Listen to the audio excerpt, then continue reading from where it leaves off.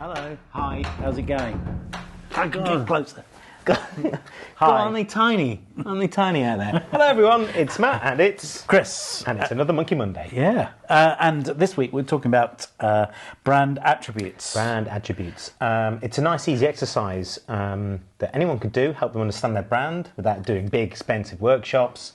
It's a good little thing. So, what are brand attributes, Chris? Well, is it 7?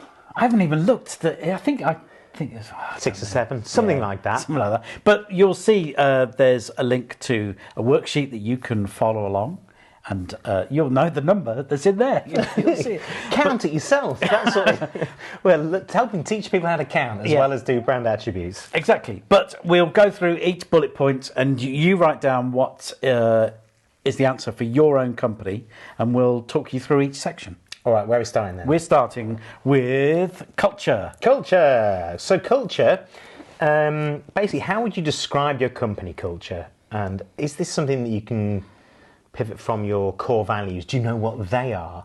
You could just do 3 words for this. Sometimes that's easy. So you could describe your culture as collaborative, creative, and fun. You could write a longer sentence such as, we're a place for quiet contemplation and reflection. Maybe you're a monastery. Of course you're a monastery. Why did you come up with that one? A monastery branding, that's what we do most of the time. And also, you could be a fun company driven by its enthusiastic individual people who want to make a difference. Yeah, so a longer sentence would be fine too, but you just kind of want to sum up what your culture should feel like in some meaningful way. Yeah. Section 2 is your brand archetypes. What kind of company are you? And how do you stand in the marketplace? And here is a graphic. Ba-ding! Oh, that's a good sound effect, Chris. So, are you the innocent like Dove, the hero like Nike, regular guy like PG Tips? I'm just reading stuff out. You can see the list. Yeah, it's lovely. I'm going to read out one more. The Jester, and that's Skittles. That's me, isn't it? I think it's important to try and do one. A lot of companies, they go, ooh, this or this. And sometimes you just have to live with being 2. But if you can define it down to 1, that's really helpful. Yeah, and it's amazing how companies don't think about this at all. So they just go, we're just a company and business is just sort of boring. Mm-hmm. And it doesn't have to be. You just got to do something a bit different. I think it's good. What's I think next? It's a useful tool. The next one is customer. Yeah, describe your key audience, really. And again, you kind of have to just narrow this down to the most important audience. We all have a variety of audiences we maybe want to talk to sometimes. So is your key audience DIY enthusiasts? Are they teenage footballers? Sometimes it's kind of difficult to describe exactly who they are, and you have to use a bit of shorthand and then fill that in over here. So if you get a bit stuck, you might have to do a bit of a wrapper. Starbucks, I think, refer to their customer as, rightly or wrongly, cultured millennials. But what does that really mean? So if you're not sure, try and get a phrase that feels right, and then do something over here to really describe who they are. And there's loads of audience stuff you can do just to try and get that clearer in your team's head as to what that means. And then after you've done that, you need to move on to your voice. How do you want to communicate? 3 words can be good for this. Our list is not definitive. Yeah, and a good thing I think to do here is to maybe check, if you get 3 words down, for instance, check what that feels like against all of your competitors. Because if all of your competitors are living in the formal side of this chart, and they would describe themselves as professional, informative and technical, do you want to be the same as that? Tone of voice is a really good opportunity to zag when everyone else is zigging, and it lets you communicate in a way that could be more fun. And there's some great examples out there of people who have gone off-piste and just changed one of those 3 words into something that's a bit more exciting and different than everyone else. And after you've chosen your voice, you need to choose how you want to look. And this is pretty easy to do. How would you describe your visual identity? 3 words can also be good for something like this, but you might go for something like minimal or maximal, bright, colourful, bold, understated and subtle, retro. I came up with relaxed elegance as one as well. That would be nice. So yeah, just find the word that you think fits your visual style the best. Yep.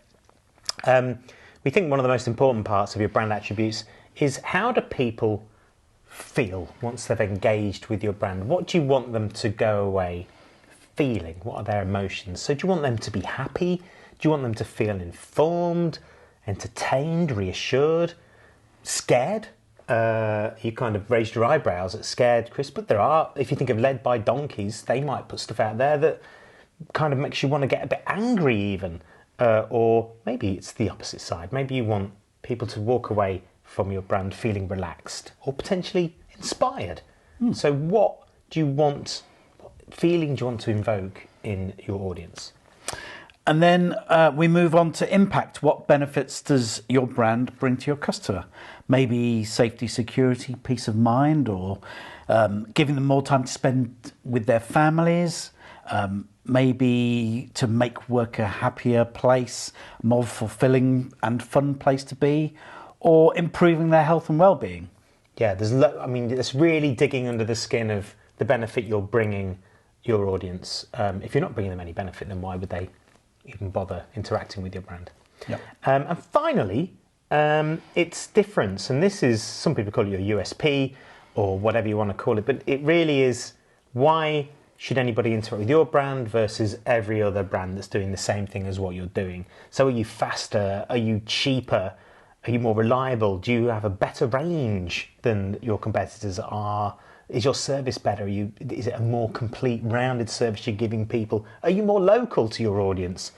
Are you doing something remarkable with sustainability that your audience would appreciate versus your competition? Are you more caring? What do you do? What do you give your audience that's different to your competitors? Yeah, so then you've got a full list of brand attributes which you can then use and put out to the entire team and make sure that it's a collaborative process in the first place. But then once you start creating marketing material or any tweets or anything, you can then go back to make sure that every one of those pieces of literature is going out in the right way. Yeah, it can really help even just people who are doing your social media, for instance, if they know that you're allowed to be, quirky and fun and you are the disruptor, you can go out there with confidence and license that you're staying on brand because this is what your brand attributes are saying. So it's a really good, easy crib sheet, if you like, of how everyone that's involved with communicating for your organisation can visually get your style right and communicatively say things correctly. Yeah, like my sentence just there, which was a bit poor. Yeah, like I like the example that there's the burger chain Wendy's over in the States, and obviously one of their attributes is being cheeky and funny, and they put a tweet out about some guy wrote to them on Twitter, and he had his baseball cap on back to front in his Twitter feed, and they just said, "This isn't the 1990s, man, and you're not Bart Simpson, so turn your hat around." It's kind of things on social media like that, which get retweeted more than here's the CEO of our company doing some really boring thing. Yes. No. Oh, here is a handshake that we did with somebody that nobody cares about, and I think just, Wendy's obviously sound like a bit of a disruptor there as well. They're the cheeky disruptor. And once you've got that license, they can do some really cool, fun things.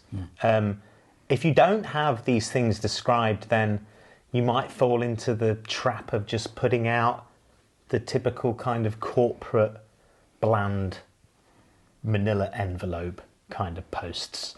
Today, we succeeded in doing something unextraordinary. Do you think we succeeded in doing something extraordinary today? I hope we did. Thanks, everyone. Yes. Join us again for another Monkey Monday. Maybe we'll bring you another worksheet.